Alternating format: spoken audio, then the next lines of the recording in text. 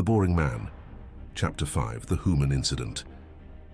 Esteemed viewer, today I'm going to address an issue that is of grave importance to our people, and I know it may sound like a crazy rambling or a conspiracy theory. Truth be told, I'm not sure that there is even a glimmer of truth in it. But considering what lies in our future, I feel obligated to entertain even the absurd.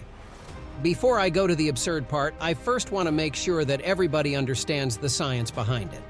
I myself am not a scientist, but I have some basic understanding.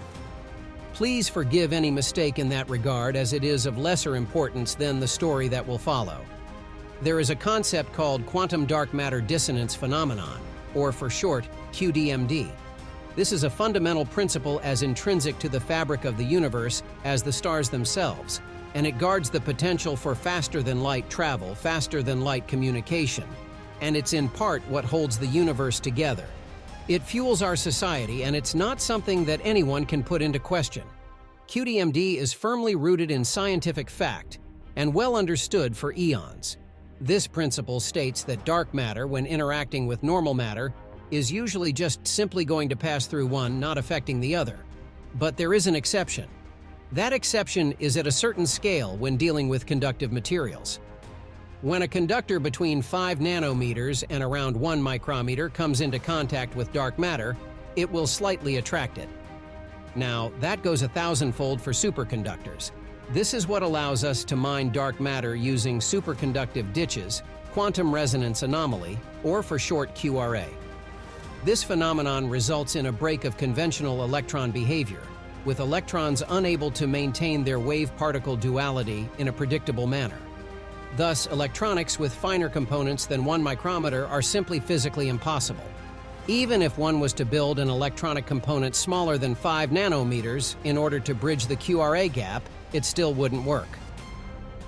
Besides the absurdity of finding a way to control matter on such a small scale, it would be absolutely useless, since quantum effects would come into play, and quantum tunneling would make those electronics simply non-workable due to electrons jumping around like crazy. Now, QRA is not a uniform phenomenon that we know. There are areas with higher and lower density of dark matter in the universe. QRA in those areas with high density wreaks absolute havoc on any kind of electronic device, sometimes even affecting the 2-micrometer scale. In fact, it can even affect biological processes, as some parts in our biology can be conductive. And while some life forms did adapt to this particular issue caused by extreme QRA, such as some of our telepathic members of the Galactic Council, this remains a fact of life that often affects sentience. This is also the reason why dark matter miners are some of the best paid workers in the galaxy.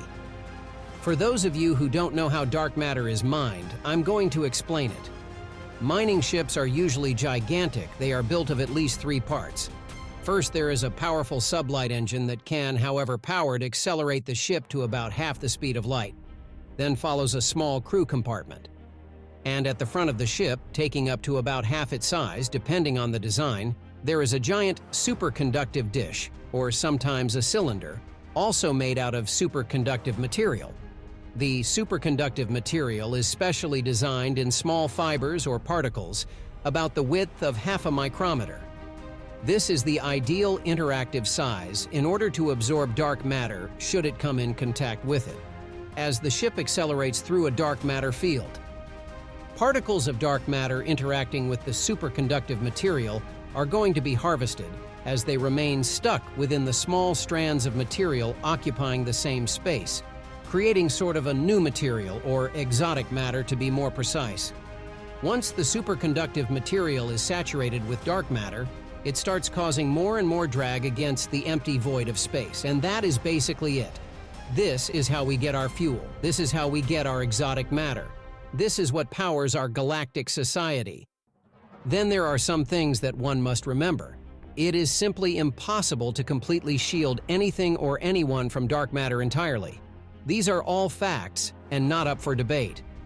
Now, one important thing about exotic matter that one must remember is that depending on how you apply an electric field to it, it will either create a small localized gravitational effect, not field, just the effect, or an anti-gravitational effect repelling things or allowing hover vehicles and hover platforms.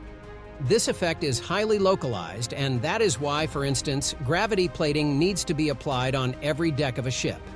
Then there is another thing that one must remember, and that is how FTL works. I'm not talking about jump gates or warp drives. Those are some very particular cases, and while it is true that exotic matter is an important component of how they work, they are not part of this story. We are, of course, talking about quantum jump drives. They are, after all, the most common type of drive, as they are also the cheapest to manufacture. In essence, all you need is some exotic matter, an energy source, and of course, a few other minor components. If you do your calculations correctly and you apply the right amount of energy, then a quantum pathway will open right in front of your ship, causing the entire mass surrounding the drive to quantum tunnel towards its destination on said path. Depending on the drive quality, you get the duration of the trip, and depending on the amount of energy, you get the distance. Now, these calculations need to be incredibly precise, or you might end up a couple of light years off from your desired destination. And that's exactly what happened to a mining ship in our story. According to the survivor's story, their navigator had never made a single error in his life. He was a craniac, and the craniac are incredibly good at doing math, never making mistakes. And yet, as the saying goes, it never happens until it does. You heard this story before, right? Don't change the channel, just wait. It is important that everyone on Sanya knows it. What happened that dreadful day is that they had a little too much to drink the night before. The ship had overshot its jump and was a couple of light years beyond where it should have been. Under normal circumstances, the crew would have noticed that they had stayed too long in FTL. The navigator, probably still being a little tipsy, see, that is why you should never drink and fly, did not bother to check the star charts and calculate if their position was accurate. They entered a dark matter field far denser than anything they have ever encountered before. They actually thought they hit the jackpot, not realizing how deep they were inside the field and how far they were from their planned route. Using only main galactic orientation, they plotted the way back, starting to gather dark matter in their accumulator. Another mistake. After only a few weeks, the ship started to experience dark matter drag. This was absolutely unexpected, as that should have happened after at least half a cycle, even under such circumstances as in an ultra-dense dark matter field. They were getting slower. What was even worse was that space madness was starting to set in due to the dark matter effect on brain cells. Activating the quantum jump drive in such a dense dark matter field was not just dangerous, it was probably impossible to predict. Just as they were sinking into despair, a glimmer of hope. Radio signals were detected from a system nearby, highly distorted, of course. They decided to risk a micro-jump and got right to the outer edge of the system. What they discovered was quite unbelievable. First of all, the signals were coming from the third planet of the system. It was a gigantic terrestrial planet, more than twice the average inhabited planet's gravity. If anyone was living there, it was obviously heavy worlders. Almost never spacefaring and generally backwards, and no, that was not the case. Somehow these heavy worlders had managed to send people into orbit, satellites, even a space station or two. The planet had one single giant moon. When the navigator was assessing the planet's orbit, he discovered something so improbable, I would rather call it narrative embellishment, just to be polite. The rotation of the planet around its star corresponded to exactly one galactic cycle. Improbable as it may seem, it's not impossible. What makes it as good as impossible is that when the galactic pulse occurs, marking the beginning of every galactic cycle, that planet, its sun, and the galactic core were in perfect alignment. This is more than just a coincidence. For those who don't know, the galactic cycle is the standard universal long format unit of measurement because it is almost unchanging, predictable, and emanating from the center of our galactic community. It is the one important repeating event of equal importance to all species. The tachyon pulse that marks the beginning of the galactic cycle occurs through the accumulation of extreme gravitational and quantum fluctuations near the event horizon of the central black hole. As tachyons move faster than the speed of light, they can escape the immense gravitational pull of the supermassive black hole and create a ripple effect through the whole galaxy within the dark matter field, rendering interstellar travel and communication for about an hour impossible. And this planet was like a galactic clock rotating to the cycle around its sun. Insane coincidence, right? What was even stranger was that their sanity was slowly returning to normal. I know how strange that sounds, but according to the survivor, this solar system was located in the center of an absolute dark matter void. Yes, you heard me right, a perfect dark matter void, something absolutely unheard of, and it was located right at the center of the densest dark matter field possible. According to the story, still afflicted by the effects of excessive exposure to dark matter, the crew of 20 decided to go planetside in search of aid. They drew lots for which one of them would remain on board to guard the ship while the others went down. The situation was dire, as you can clearly see from this old photograph of the survivor. This image was taken a day before he died, but according to him, they had all lost their fluff, exposing the gray skin by the time they reached Ayers. If you haven't guessed by now, yes, it's that Ayers story. So, returning to our crew, they descended to the planet on a landing pod. In hindsight, contacting the Hoomans, the local sentients, to announce their arrival would have been wise, especially since they urgently needed medical help. However, possibly due to space madness, they overlooked this step. To keep it short, they were shot down by atmospheric combat aircraft, but survived the crash. Only the cook managed to escape before the rest were captured by the Hoomans. Despite his severe injuries, he was fortunate to have his communicator, which worked on an unused Airsling frequency, allowing communication with the ship in high orbit. The information he relayed was astonishing. The planet was populated by billions of Hoomans, divided into hundreds of self-governed territories defined not by race, creed, or geography, but by chosen identities. During their arrival, the planet was under a lockdown due to a pandemic caused by a mild virus, killing less than 1 or 2% of the population. Despite having developed a vaccine, the response was absurd. Some who took the vaccine and were protected isolated themselves, while others refused the medicine and blatantly ignored precautions and actually went to group gatherings in order to protest against the very solution to the problem, exposing themselves to exponentially higher risk.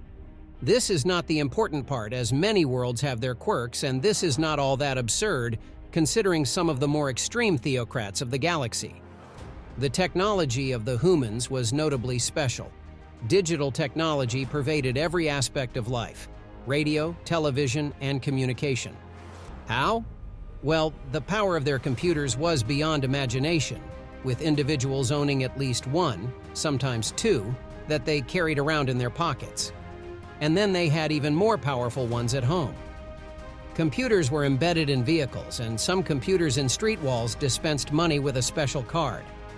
More astonishingly, they had developed thinking computers capable of sentient-like communication, accessible from anywhere via the pocket computer they all carried, that was connected to a global network called the interweb, with HFY as the access password. The Cook story seems straight out of a science fiction novel, an absurd one for that matter, challenging believability with its depiction of human society and technology. This narrative is detailed in the hard-to-find book Humans of Ayers, criticized for its implausibility.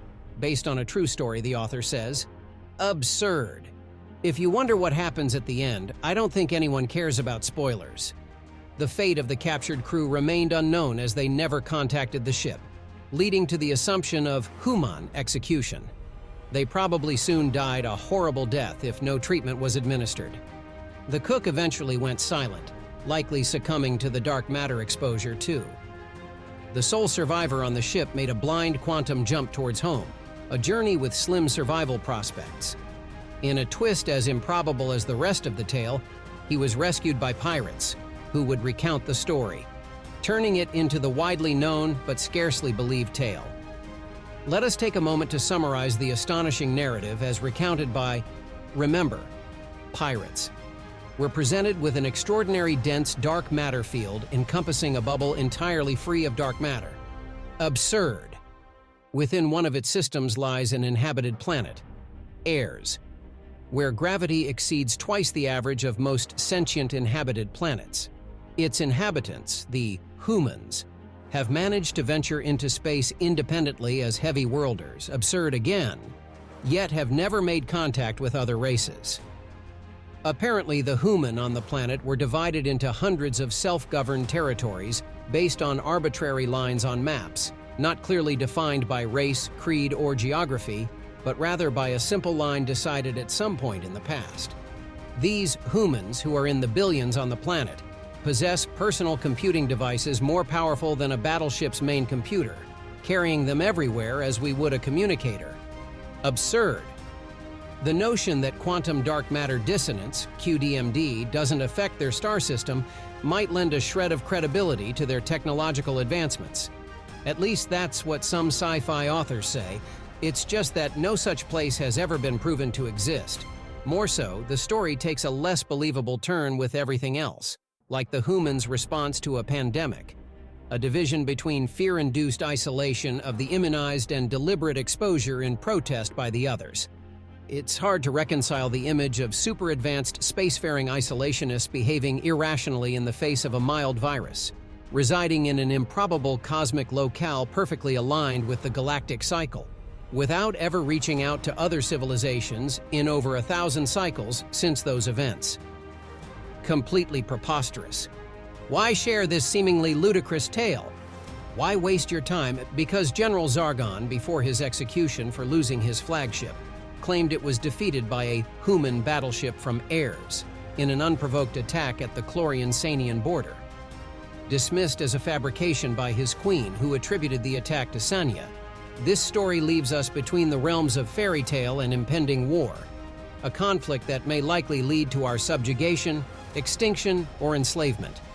Victory against the Chlorian Empire is just as likely as Ayers being real. If Hoomans existed, we could plead innocence in the council. Given the reality, it is clear that this is nothing but a setup. As Theodore watched the recording to the end, the gravity of potentially having started a war seemed to elude him. Instead, his mind was flooded with vivid memories of his youth, times filled with hope and curiosity. He reminisced about the lockdowns when his computer was his only gateway to the outer world. Through this digital window, he explored countless movies and shows that captured his interest. While navigating a website adorned with a cute little alien logo in search of intriguing stories, Theodore remembered encountering a peculiar conspiracy theory. It claimed the government had detained gray aliens, beings tall, slender, bald, with big yellow eyes, contradicting the popular belief that such entities were short. This theory, mocked for its deviation from the accepted descriptions, lingered in his memory for a moment. Digesting the tale's implications and the re-emergence of memories from his own past, Theodore abruptly stood, a revelation dawning on him. I remember. That was bloody COVID. We could have had first contact 1,000 years ago? He exclaimed, his words resonating in the room. His perfect Sanian dialect left everyone around him in a state of shock. His declaration not only revealed too much of his identity, but also his unexpected linguistic proficiency. Thank you for watching. Like, share, and subscribe for more original content.